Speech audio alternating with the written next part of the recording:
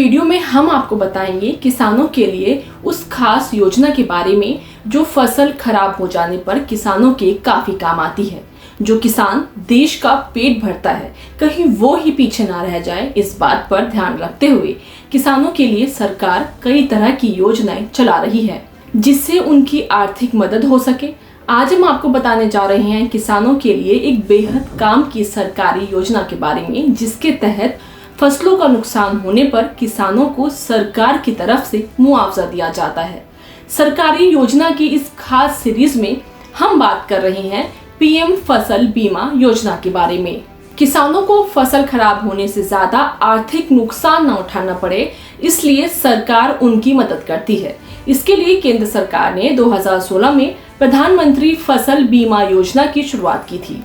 कई बार किसानों की फसल बेमौसम बारिश या तूफान से खराब हो जाती है, तो कई बार सूखे की वजह से या ओलावृष्टि से फसल को नुकसान हो जाता है। ऐसे में किसानों को आर्थिक संकट से निकालने के लिए सरकार उनकी मदद करती है।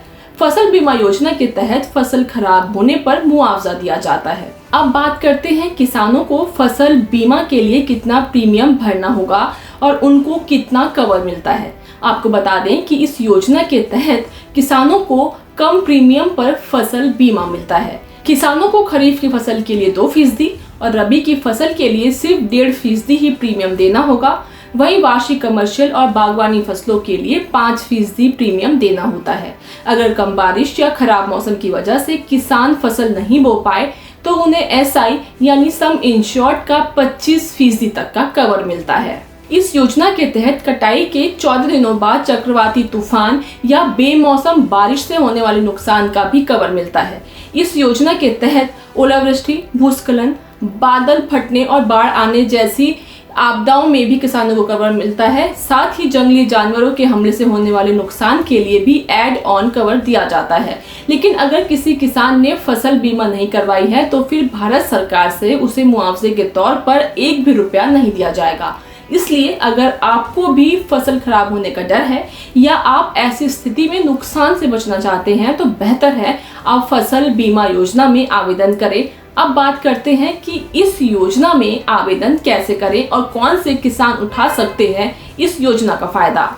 जो किसान भारत का निवासी है वो इस योजना के लिए पात्र है। जो किसान अनुसूचित क्षेत्र में भूमि के मालिक है या फिर किराए की जमीन पर फसलों को उगाते हैं। तीसरा, अगर किसान मध्यम वर्गीय परिवार से आते हैं तो वो भी इस योजना के पात्र हैं। अब अगर आप भी इस योजना के लिए पात्र हैं और इस योजना में रजिस्ट्रेशन कराना चाहते हैं तो इसके लिए आपको सबसे पहले इस योजना की ऑफिशियल वेबसाइट pmfby.gov.in पर जाना होगा। इसके बाद यहाँ पर आपको फार्मर कॉर्नर वाले ऑप्शन पर क्लिक करना होगा। फिर आपको गेस्ट फार्मर वाले ऑप्शन पर क्लिक करना है। इसके बाद आपके सामने एक फॉर्म आ जाएगा जिसे आपको भरना होगा।